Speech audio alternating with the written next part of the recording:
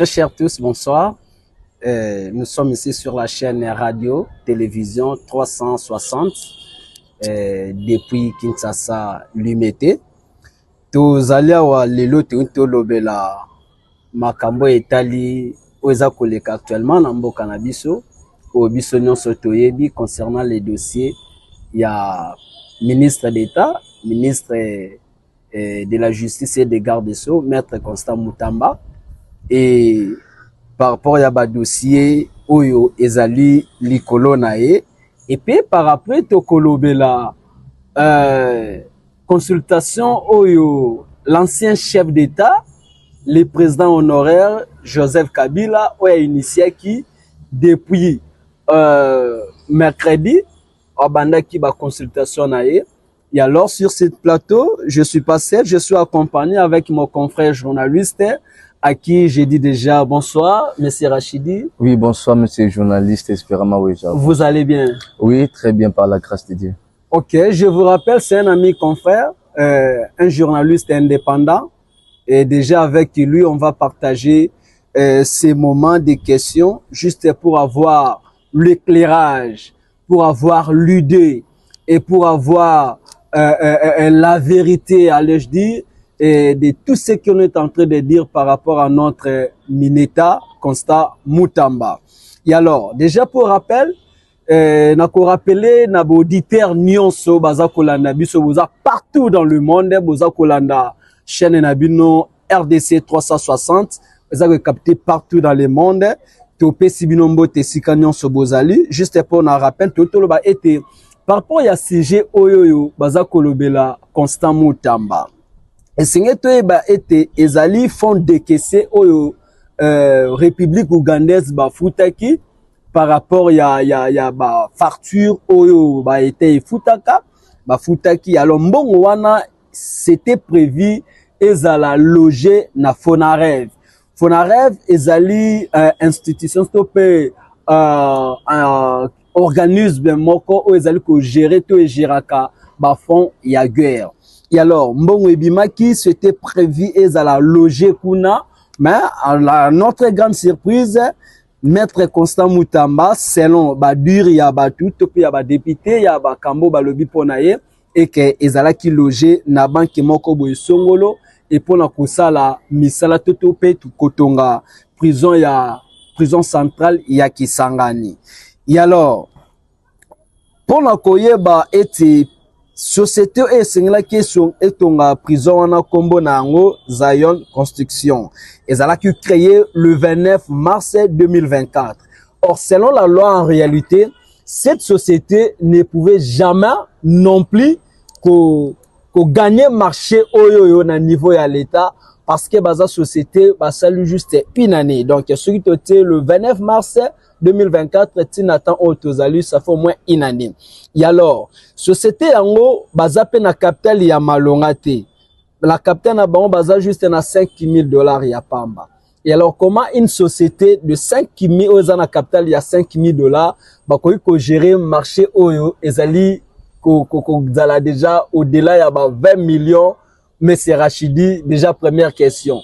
Une société oza na capital ya $5,000 et comment beaucoup copier ça bango marché où ezali environ qu'on a 39 millions de dollars. Merci beaucoup, monsieur le journaliste, mon confrère Espérama Ouéja. Merci pour cette question. Bon, en fait, tu sais, tout ce qui se passe dans ce pays, nous sommes venus dans un pays de théâtre. Donc, théâtre. Pourquoi théâtre? Parce que, est-ce que dans un pays, où il y a pays, où il y a des normes, où il y a des lois, il y a un président. Bon, on a des bêtises parce que les bêtises avaient causé la maté. Déjà, même ceux qui ont un réseau, un réseau bello, tout ça, là, côté déjà mbongo, na kati po encaisser mbongo, bon maman na kati. Il a fait pour bon maman belé, tout ça la dépôt. Il faut pas que ça la dépôt ça déjà na foyer belé. Et comment ça peut être possible une banque où il y a un budget, il y a $5,000. Qui ne quoi encaisser mbongo belé bongo et ça déjà va aventure. Donc c'est qu'il y a quelque chose qui cloche dedans. c'est que ça na batu moko o bazana na sima mbongo wana soit eza na mutu moko o aluki asala ba jeu wana po ba luka ba mema eloko mo ba mema congolais na distraction parce que mbongo wana ko kota te et tant que mbongo o dans caisse na banque o non banque eza na budget ya banque eza muke par rapport ya mbongo zo kota moi précision muke ici ce n'est pas la société en question, ce n'est pas une banque, ezali société o esengla qui ba gagner to pe ba gagner qui marché pour autonga prison centrale ya Kisangani. Et alors société yango nde capitaine na yango ezali na $5,000. Donc disons fonds de démarrage na bango quoi, c'est $5,000. Or que en réalité cette société selon les lois, selon les normes hein, bakokai ko gagner marché parce que baza na capital il y a $5,000, mais comment bako gagner marché à 39 millions de dollars. Mais ce côté monsieur journaliste na question ou na makambo mais faut tout na bango bien. Kotuna banani? Kotuna na bata société wana bien pe kotuna gouvernement congolais bien. Non, moi je vous pose des questions il y a un lobby na question oh il faut kotuna gouvernement bien comment ça peut être possible société oh dans la fond ya muke oh koki même pas ko gagner marché ya montant oh et qui ne ko gagner marché oh un peu société ça li une année bon une année ça pose pas un problème et dépend peut-être na sérieux la société na degré de société et fonctionnement na fonctionnement de société et ça m'a bêté mais par rapport il y a fond aux sociétés ça non ba ko gagner marché au té donc pour moi le gouvernement congolais et dans les compétences moko oh même pas ko imaginer c'est que ezana mutu moko za sima donc azui na marché moko ba yebi ka yepa ko liamu yepa ko liamu nango et azui ngo et ba lobby déjà oui là on a s'il vous plaît je vais juste vous rappeler quelque chose. Lorsque vous dites que non, il y a quelqu'un derrière ces dossiers, et je vous rappelle déjà que non, c'est le maître Constant Moutamba, le ministre d'État et des gardes des Sceaux, parce que c'est lui qui est censé de gérer tout ça. L'argent était destiné pour construire la prison centrale à Kisangani. Et maintenant, ceux qui ont le dit que non, il y a quelqu'un derrière, Oyo, Ayebi Makambouana, que non, Ayebi que non, pourcentage n'est allé. Donc là, aux Adavina, c'est le ministre d'État qui est derrière tout ça. Et ça bah aventure. Batika quoi accuser notre ministre, notre jeune ministre que je soutiens déjà. Je vous salue son excellence, mais c'est le ministre de la Justice et Garde des Sceaux, monsieur Constant Moutamba. Je vous salue, monsieur, je vous salue son excellence. Batika oko c'est les makam. Pourquoi? Parce que au moni namboka na biso, j'ai vite compris que non, to lingi bato malamu te. To lingi bato ba travaillera bien te. To lingi bato osa fierté mboka te. To lingi bango te. Batika koko c'est le makambu na makamnyo so ba les on dit zo lobamba dire non so zo lobamba. Et ceux qui botali malamu par rapport makambu zo lomande bo tiko ba métier journaliste bo mona que peuple congolais surtout jeunesse baza derrière monsieur Moutamba. Pourquoi? Parce que ba yebi travail na lelo soki bazoloba makambu ya banki ne bazoloba wana entre guillemets makambu ya banki o bazoloba lelo tozomona makambu ya société ya non makambu ya prison centrale ba prison o ezaki ifaki ba construire ba prison lelo toloba soki tozwi ba exemple lelo tomona prison centrale ya Makala oza journaliste investigation kende sala ba recherche okomona prison centrale ya Makala lelo prison centrale ya Makala soko koti poso bimate par rapport à Moussala ou son excellence à Sali. Et deuxièmement, la prison centrale de Makala, prisonnier il y a 3 fois. Prisonnier il y a so la prison centrale de Makala.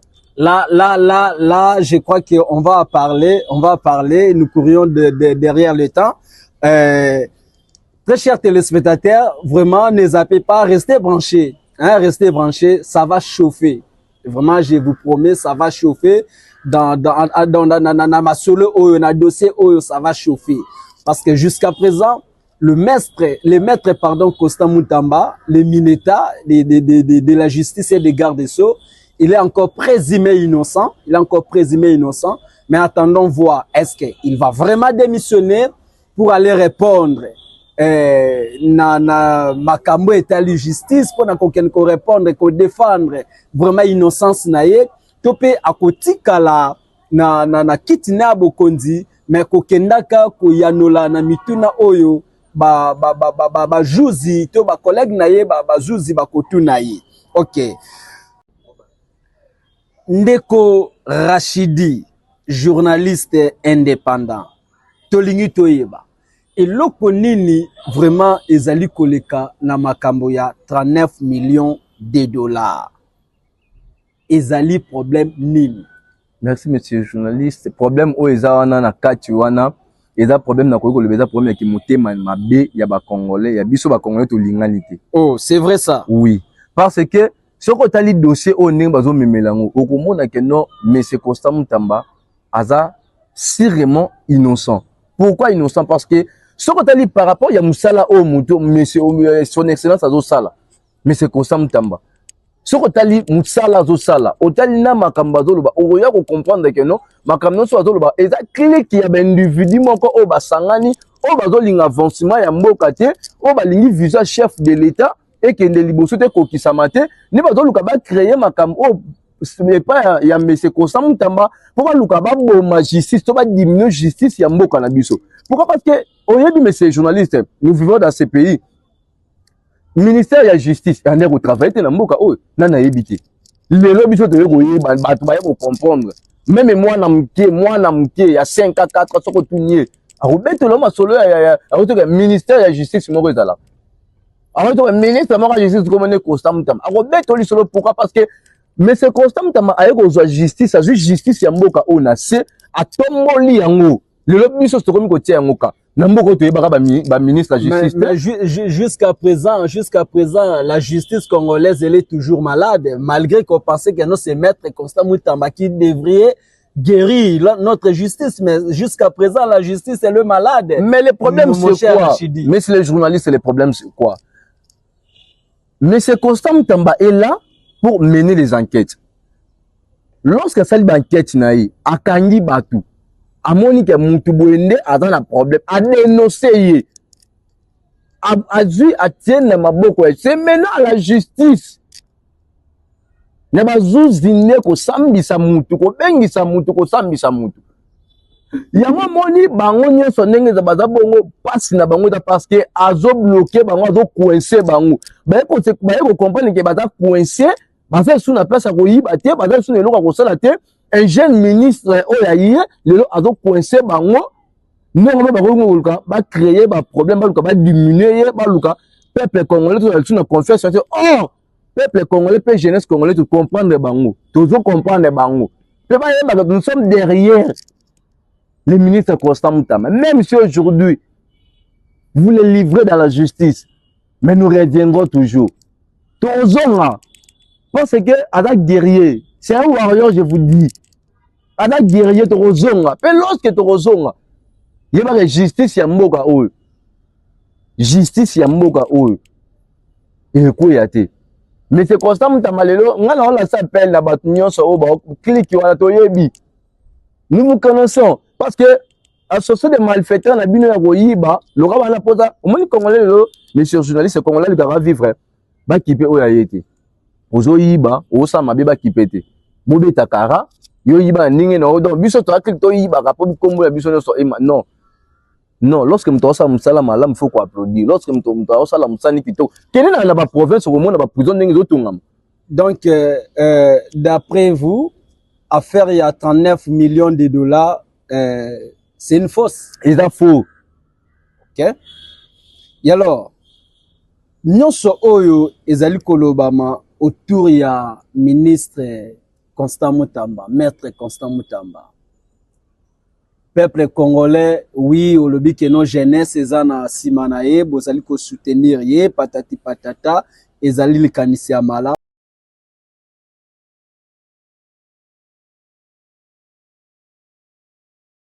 Mais eloko nini eza kotalisa te batu bazana sima wana nde bazali ko luka ko fragiliser ministre Constant Mutamba. Eloko nini eza ko lakisa.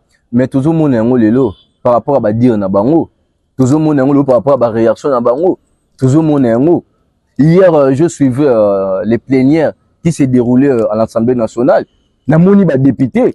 Comment est-ce que ba député va réagir? C'est la honte pour ces pays. Et ça soni. Comment la réaction ya ba député? Comment un député makambazo loba, un propos ya député, déclaration ya député ça soni. ils ont soni bazo sala musala na bango député Moussani mais c'est les journalistes, vous êtes aux journalistes investigation, tu connais tout dans ce pays, tu es congolais de père et de mère, je peux vous rappeler un député à Salarani Namboka le député Moussani à Salara monsieur journaliste Moussani est un député à Salara. Non, c'est à moi de vous poser des questions. Ah ça mais ça là de l'autre côté. Yo ces journalistes qui ne ça la investigation qui ne ça la recherche ça na même dans sa nationale qui sont pour lobby na la naki belé bandé ko s'abstenir azu bazo ko qui sont pour qui sont contre bango kuna bata et na même belé bazo ki negola na tomuna ngo balala kuna musani basala. Mon cher confrère, est-ce que okoki ko répondre na question na tuna kiboy makambu nyonso ezali koloba mo tout autour ya Mineta Constant Mutamba pona yo ezali lokuta ezana batu baza vraiment derrière yango vous avez confirmé. Mais monsieur Juin, je viens de vous répondre, je vous ai déjà répondu que c'est faux. Il y a des gens qui sont derrière tous ces propos et tous ces manœuvres qui se fait. Ça se voit, ça se voit. Nous vivons dans ces pays, nous connaissons les gens. Nako cité Komboté, nous sommes à la télé, donc Nako cité Komboté. Mais il y a des gens au bazar derrière Makam Oto Yebi Peke Bazo Lukaba créer Makamo pour Lukaba quoi sa ministre de la justice Nabiso. Donc c'est une façon il y a ko bengana na classe politique, c'est ça. Mais oui, c'est vrai. Ils ont une façon il y a ko diminuer, il y a ko humilier, ko longoler la classe politique. Et puis ko longola confiance na crédibilité na vis-à-vis ya chef de l'État, le président de la République.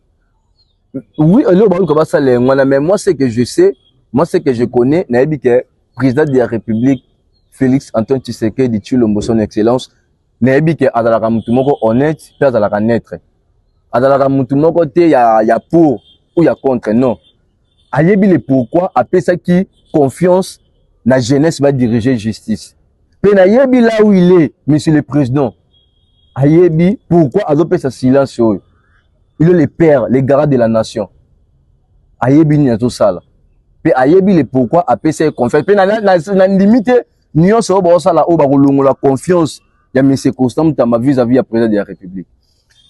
Merci beaucoup très cher téléspectateurs tozokoba na émission na biso tozakokoba kobosa na chaîne te RDC 360 tozali na mokili mobimba vraiment c'est une chaîne oyo ezakopesa bino basango makambo ya malamu et alors ne zappez pas rester branché makambo ya malamu ezali.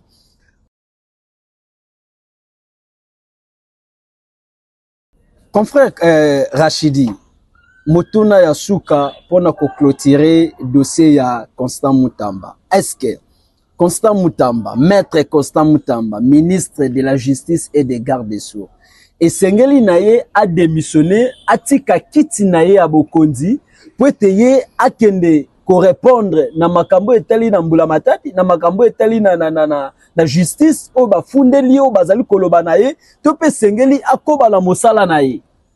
Merci beaucoup, monsieur le journaliste, pour cette question.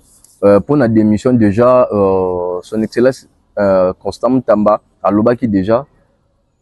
Et là, comment on a poussé à démissionner. Ce qui justice, on a pour affronter justice, à quoi affronter justice. Donc, tu auras affronté justice. Na poste na biso, tu auras kende, tu auras lobby déjà. L'Assemblée nationale est autorisée à la devant justice et à aucun devant justice et le comment tu déjà il y a moko déjà le bail et le comment tu bangi ça et au érotique ça et le comment tu au bazo loba au éroquimi c'est non à aucun de se présenter étant ministre de la justice. Donc le maître Constant Mutamba ne doit pas démissionner de son poste. À redémissionner na poste n'a été. Au titre le temps ministre peut répondre à chaque fois il y aura une invitation. Mais oui parce que aza na bolingo ya koservi mboka ana bolingo wana ya koservi donc il faut tika na poste na ye pe ko eloko tata oyo aza alingi bana e babonga oyo tata mwana oyo alingi aona na vision ya tata to tata lobi ke non famille tambola boye mwana wana maluba ya bato bakization ya bato e ko pousser te ke alongwa na famille so alongwa place oyo tata tiaka e pona bato bazoloba non akotika la wana mais akobana kokende na bosenga oyo bato baza libanda baza na posa na swati ba ndeko mususu oyo travaillera na bon baza na posa ke atira bosenga wana et après akokenda se présenter, mais akozala toujours na place où tata na ya tika qui ti tata loba. Très chers compatriotes, je crois que vous allez comprendre petit à petit, nous chutons vers la fin. Et je crois que prochainement, on va revenir sur ces dossiers et pour vraiment vous expliquer, donner vraiment les explications plus claires par rapport à ces dossiers. Et je vous promets prochainement, et pourquoi pas aussi avoir des avocats, des juristes, et pour qu'on puisse discuter ensemble par rapport à ces dossiers.